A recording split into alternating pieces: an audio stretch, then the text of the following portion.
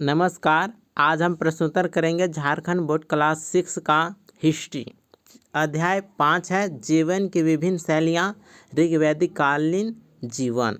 तो इसमें सबसे पहला प्रश्न है कि रिक्त स्थानों की पूर्ति कीजिए। पहला क प्रश्न है कि संस्कृत किस भाषा परिवार का हिस्सा है? तो वह हिंद यूरोपीय। संस्कृत भाषा हिंद यूरोपीय भाषा परिवार का हिस्सा है। ख प्रश्न है कि ऋग्वेद में गंगा नदी का जिक्र कितने बार हुआ है? तो 1 बार हुआ है। ग प्रश्न है कि ऋग्वेद में कितने वर्णों का उल्लेख है? तो 4 वर्णों का उल्लेख है।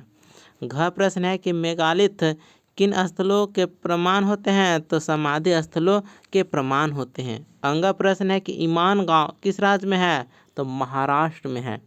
ईमान गांव है ना, वह महाराष्ट्र में है।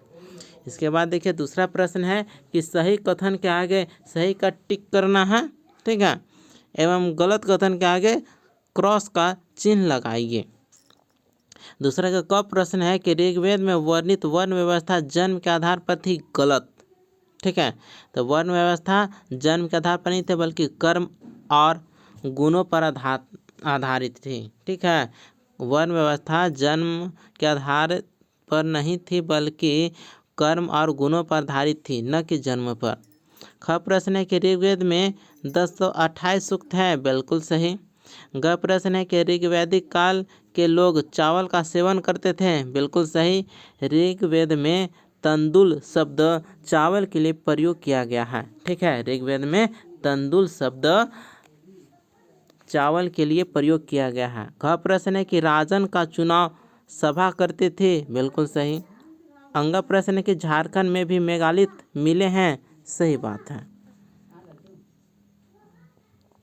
इसके बाद तीसरा प्रश्न है कि निम्नलिखित प्रश्नों के उत्तर संक्षेप में दीजिए। ठीक है, तो संक्षेप में उत्तर लिखना है।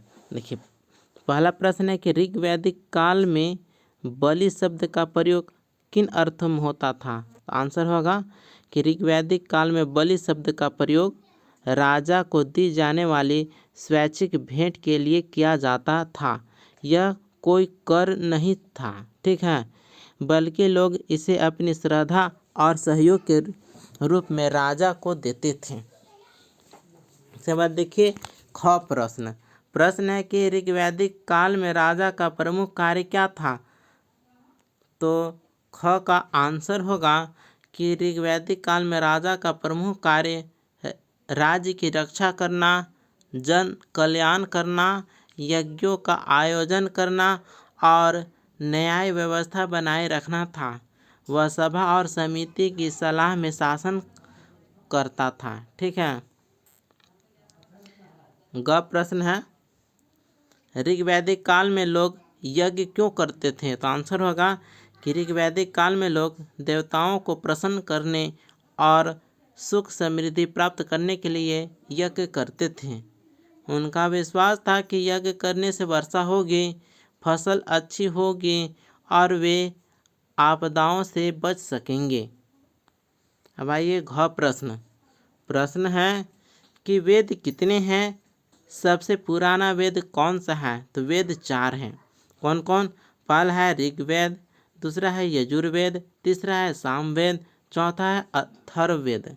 ठीक है, ऋग्वेद, यजुर्वेद, सामवेद, अथर्ववेद। और सबसे पुराना वेद ऋग्वेद है और सबसे नैप है सो अथर्ववेद है। इसके बाद आइए अंग प्रश्न की ओर। प्रश्न है कि सूक्त का क्या अर्थ है? ऋग्वेद में कितने सूक्त हैं? तो आंसर होगा सूक्त का अर्थ होता है अच्छी तरह से कहा गया मंत्र या भजन। ये देवताओं की स्तुति में रचित होते थे। ऋग्वेद में 1028 सूक्त हैं। इसके बाद देखिए अगला प्रश्न है प्रश्न है कि महापाषाण का क्या अर्थ है? भारत में महापाषाणिक स्थल कहाँ कहाँ मिले हैं? तो आंसर होगा कि महापाषाण का अर्थ है बड़े पत्थरों से बनी समाधियाँ जिनके मृतकों को दफनाया जाता था।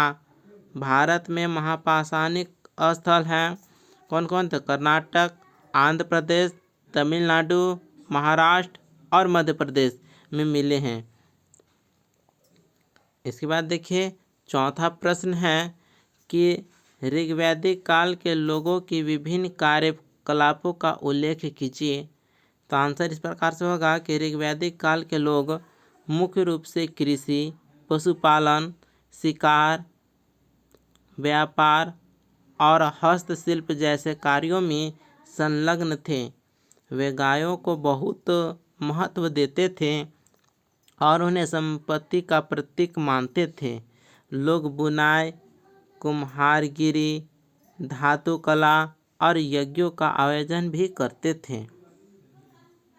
इसके बाद आइए 5वें प्रश्न की ओर। प्रश्न है कि हड़प्पा सभ्यता एवं ऋग्वैदिक सभ्यता में कोई 3 अंतर लिखिए। तो इस प्रकार है, बाएं तरफ है हड़प्पा सभ्यता और दाएं तरफ है ऋग्वैदिक सभ्यता। तो हड़प्पा सभ्यता नगर नियोजन अत्यधिक विकसित था, जबकि ऋग्वैदिक सभ्यता में नगर नियोजन कम विकसित था।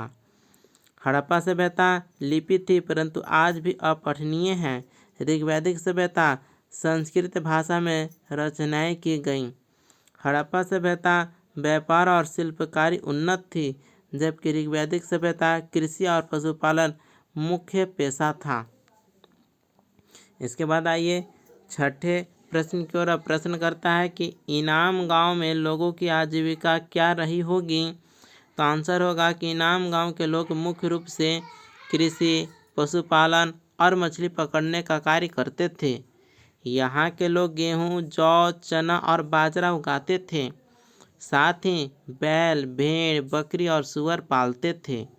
कुछ लोग मिट्टी के बर्तन बनाने, शिकार करने और वस्त्र निर्माण के कार्यों में भी लगे थे। ठीक है, इस प्रकार से ये चैप्टर यहीं पर कंप्लीट होता है। मिलते हैं अगले वीडियो में। धन्यवाद।